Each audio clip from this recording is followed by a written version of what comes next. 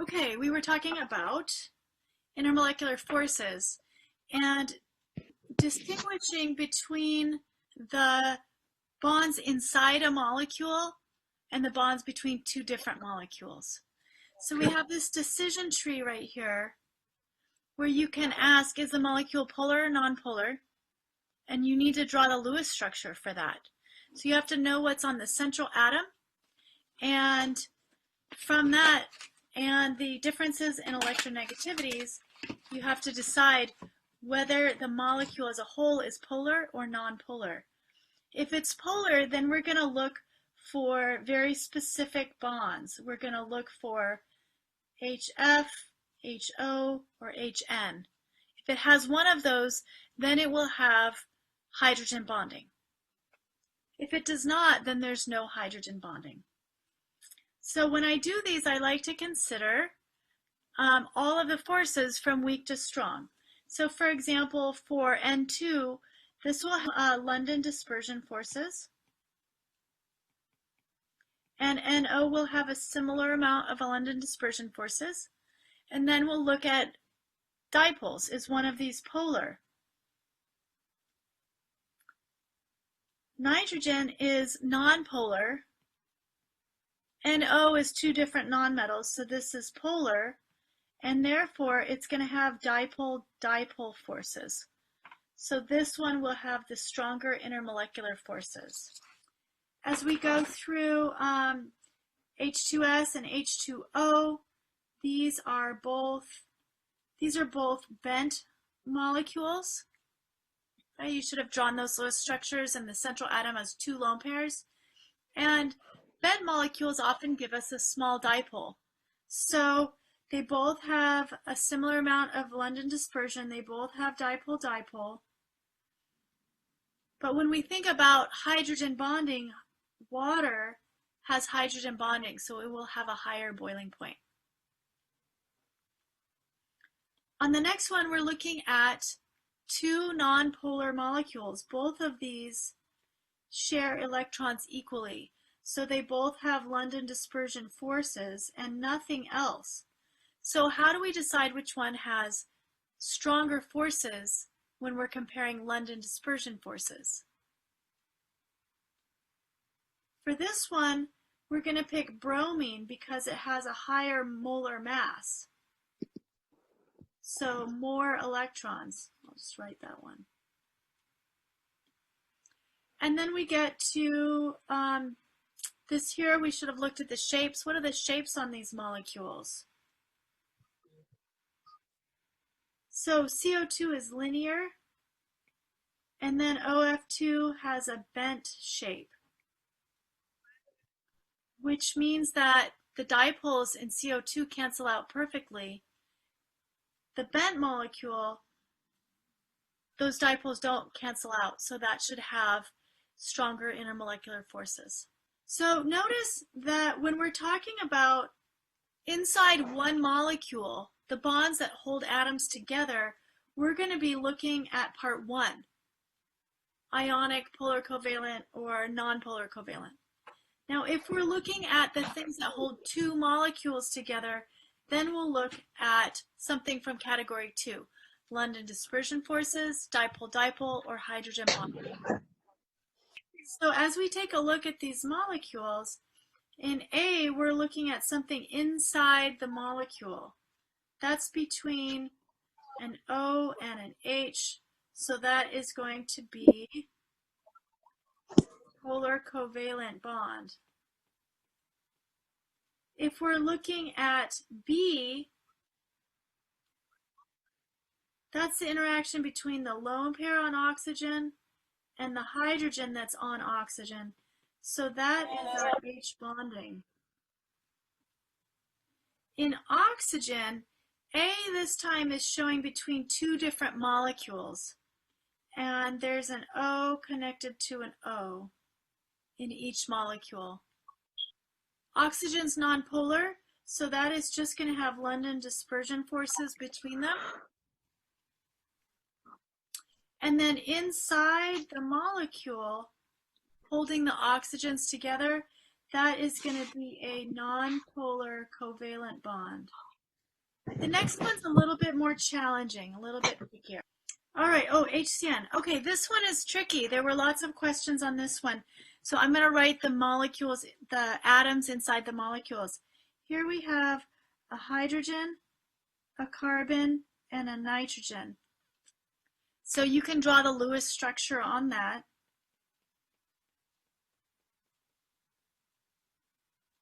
So there's a lone pair on nitrogen, and when we look at this right here, it looks like the hydrogen is interacting with that lone pair on nitrogen, right? So we're talking about this kind of interaction. So we might be tempted to put H bonding. But for H bonding, we need an HF bond, an HO bond, or an HN bond in order to have hydrogen bonding. Do we have an HN bond here? No. No, we don't. So, all right, what is B? What is that inside here? This is between carbon and nitrogen. That's going to have a separation of charge, so that's going to have a dipole on it. So B is a polar covalent bond, and A is dipole-dipole. So that one can be a little tricky. All right, so again, in this next category, as we're looking, if it's between two atoms inside the molecule, it'll be one of these. If it's between two different molecules, it'll be one of these. And then these guys, the metallic and ion dipole, they're just sort of outside those categories. Okay, so we have to be a little bit careful about what the question says. What holds the atoms together in HF? So that's going to be A, B, or C. These are two nonmetals. They have different electronegativities. So this is going to be B, polar covalent. The next one says two molecules together. Do you remember we looked at H2S? And it was bent. It had two lone pairs on that central atom. So it had a slight dipole to it. So this, the strongest force is the dipole-dipole force. And then to be completely thorough, you could also say, yes, there's some London dispersion. I don't usually require all of that. I usually ask for the strongest force. What holds two bromine molecules together?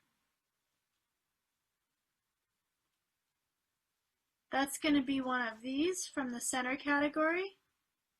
The bond inside is nonpolar covalent. But what is in between them? Is it London dispersion? Yeah, that's just dispersion forces, LDF, London dispersion. Okay, what holds the atoms together in the chlorine? So that's asking for what's holding those atoms together. So it'll be A, B, or C. The chlorine are going to hold those electrons equally. So this is C, nonpolar covalent. All right, what holds the molecules together in CO2 solid? So we're looking at what's holding two carbon dioxide molecules together. Is it polar or nonpolar? Polar covalent? The bonds in here are polar covalent. Non-polar. The molecule as a whole is nonpolar. So that means that it's just London dispersion holding it together. And it's really cold. If it's a solid, it's really cold. All right, what are the bonds or attractive forces in CuO. So they're trying to be general. What do we see there? Here we have a It's metal a metal and a non-metal. and a non-metal. Thank you. So that will be an ionic bond, A. What about silver? What holds the atoms together in silver? Silver is what kind of element? Metallic. It's a metal, so it just has metallic bonding. All right, what holds the atoms together in water? That's going to be B, polar covalent.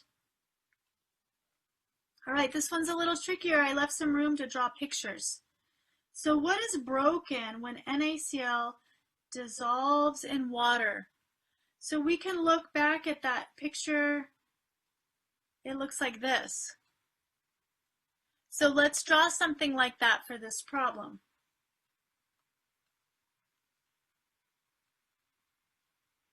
So we have our Na plus, our Cl minus, Na plus, and that goes in all directions. So it goes all this way and all that way, and that actually goes in the other directions too. But then the water comes along and it's going to have a favorable interaction, right? Because here, let me draw my dipole here. Water has a dipole, and so it's going to interact with the sodium ion. So let me write my sodium. The oxygens are going to point towards, let me draw in a different color, towards the sodium because they have that dipole. Oh, yeah, that's right. So the negative side is pointing towards the sodium. Now if I want to draw my chloride ion, then the water is going to point the hydrogens towards the chlorine. So it's going to point that positive charge, that positive end of the dipole, at the chloride ions. So what's broken in here?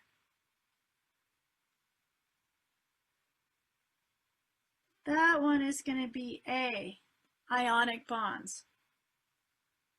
Right, we're breaking that charge attraction. And what gets formed? What are made? So that's this interaction here. And those are going to be ion dipole forces, H. A lot of notes. And then I thought this was a good one for discussion. This is asking us, based on what you see in the vapor, which container has the stronger intermolecular forces and why?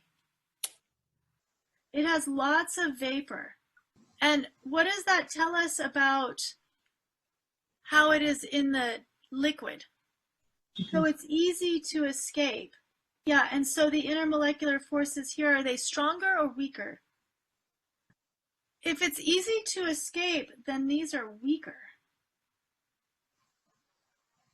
Here we have less vapor. So this must be a better party, right? Nobody wants to leave. So this has stronger intermolecular forces. It's more favorable near other molecules. So this answer is A, stronger intermolecular forces, fewer particles.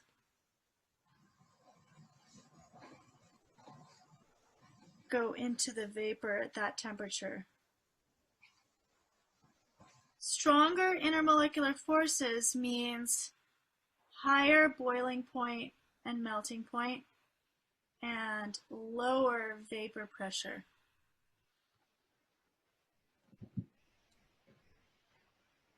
Okay, so let's use that to talk about volatile means that you can smell it. That means particles are coming out of the liquid and going to your nose. So it's in the air. Non-volatile means that it stays in the liquid, you don't smell it too much. So let's take a look at carbon disulfide. Did you draw a structure? All right. Are there any bond dipoles? This one's a little bit tough.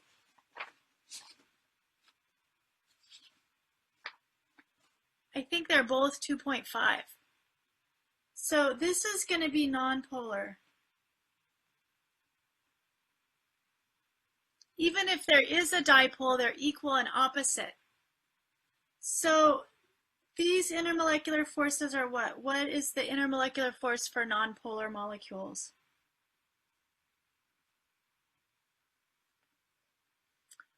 Now let's compare that to water. What is water's intermolecular forces?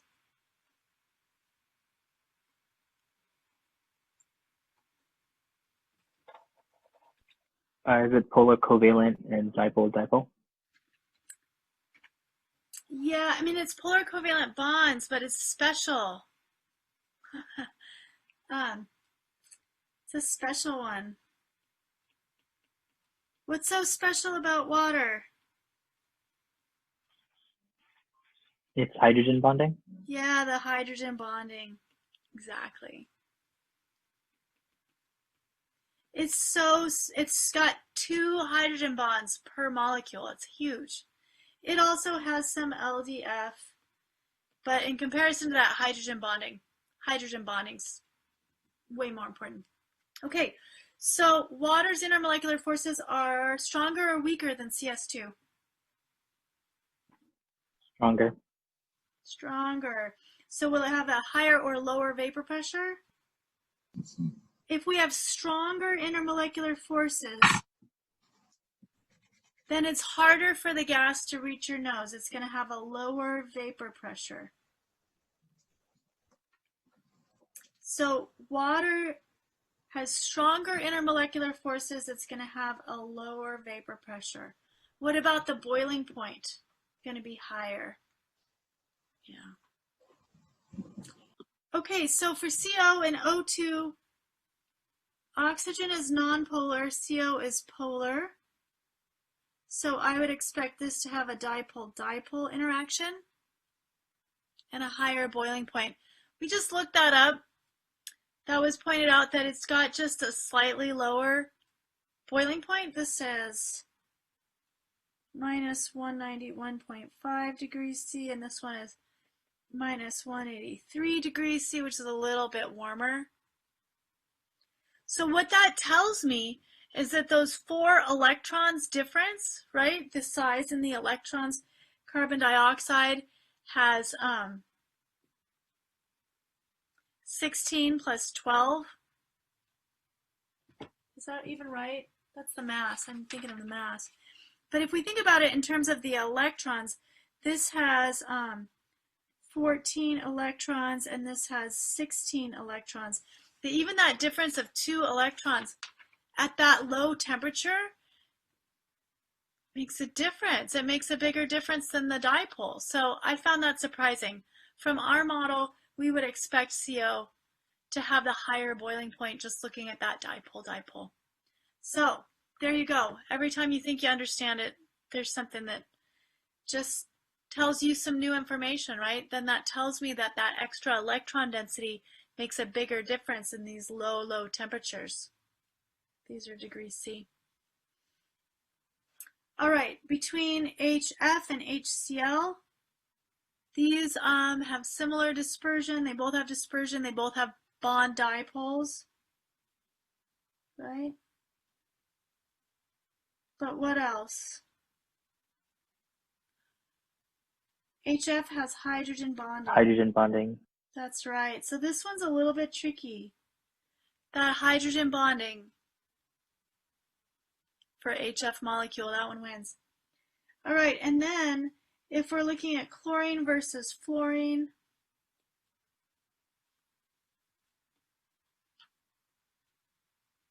they're both nonpolar. So they both have London dispersion forces, And then if we have to pick which one has stronger London dispersion, it's going to be the one with more electrons, so that's the chlorine.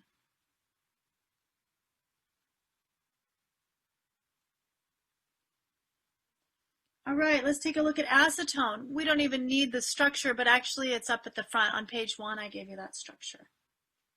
We know that acetone has dipole-dipole forces. So if we're going to compare this to water, is it stronger or weaker?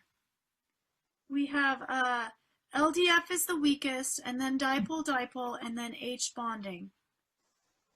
Now water has H bonding.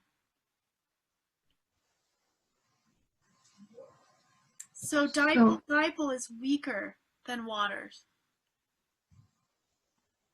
That means the vapor pressure is what, higher or lower? High. Yeah, it's higher. And the boiling point would then be lower. Lower. It's easier, yeah, it's easier to vaporize it. And then we can, so would acetone be more or less volatile? More than water. And then looking down here, what physical property can you detect in air? Do you know anything about acetone? It's very stinky. Okay, so we can smell it at room temperature. If you take your fingernail polish off, it's usually a very strong smell. So we can definitely smell it coming through the air to our nose. So that gets us through this whole worksheet. It's great work, and that I did post videos in the chemical reactions section, so you can work on the lab anytime. When we cover this, it looks like the main activity is balancing. This is what the post-lab looks like. You have your observations. The pre-lab is pretty straightforward. We never get this covered before the pre-lab is due, but I'm not going to collect it separately. It'll just go with the lab this time. There's a little bit about some safety considerations, and then we have a couple observations. You can just write these in from videos. Here's the post-lab. We're writing these reactions, but first you have to name them.